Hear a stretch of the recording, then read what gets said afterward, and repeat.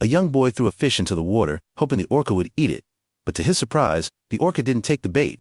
Instead, the massive creature gently pushed the fish back toward the boy, as if saying, "I want something else." Curious, the boy then showed the orca how to eat the fish by mimicking the action. The orca shook its head, opened its wide mouth, and made it clear it didn't just want the fish, it wanted the boy to feed it directly. Nervous but intrigued, the boy cautiously reached out his hand and fed the fish into the orca's mouth. After swallowing the fish, the orca joyfully sprayed water into the air. The boy, emboldened by the friendly response, reached out and touched the orca's nose. Surprisingly, the orca, known for its temper, moved closer rather than pulling away. Just as the boy was about to leave, the orca followed him, then suddenly flipped over, showing its belly in a playful gesture. When the boy waved goodbye, the orca responded by lifting its pectoral fin in return. Then, in a heartwarming moment, the orca began to mimic the boy's movements, almost like a dance. A nearby zookeeper, who had been silently observing the scene, was amazed. Touched by the unique bond between the two, he offered the boy the opportunity to become the orca's trainer. From that day on, the orca, now full of energy and joy, formed an inseparable friendship with the boy. One day, the head of the zoo came to watch the orca's training session. Impressed by the incredible teamwork between the boy and the orca, he decided to launch a public performance.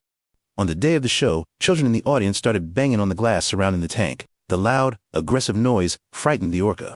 The boy managed to calm it down and coaxed it to the stage. The orca let out a loud cry, as if begging for the show to be canceled. But the boy insisted they go on.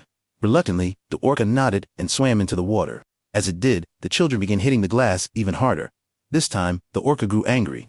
In a sudden burst of emotion, it charged at the glass. The crowd panicked and fled in all directions. The zoo director ordered his assistant to inspect the area. They discovered a loose screw on one of the panels, but instead of fixing it, the director saw a twisted opportunity. If the orca died, the zoo could collect an insurance payout worth billions of dollars. He began making a plan. That night, the orca cried in sorrow, its calls echoing through the darkness. The boy climbed a tower overlooking the tank and realized the orca was calling out to its family somewhere in the open sea. He was deeply moved.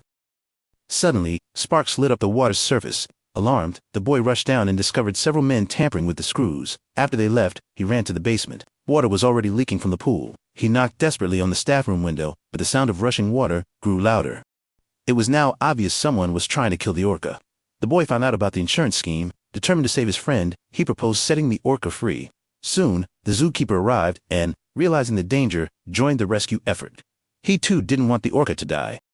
The next morning, under the cover of dawn, they carefully loaded the orca onto a trailer truck and drove it to the ocean. Everyone involved was filled with joy and relief. Finally, at the edge of the sea, the boy said goodbye to the orca. With tears in his eyes, he watched his friend swim away, hoping it would find its family once again.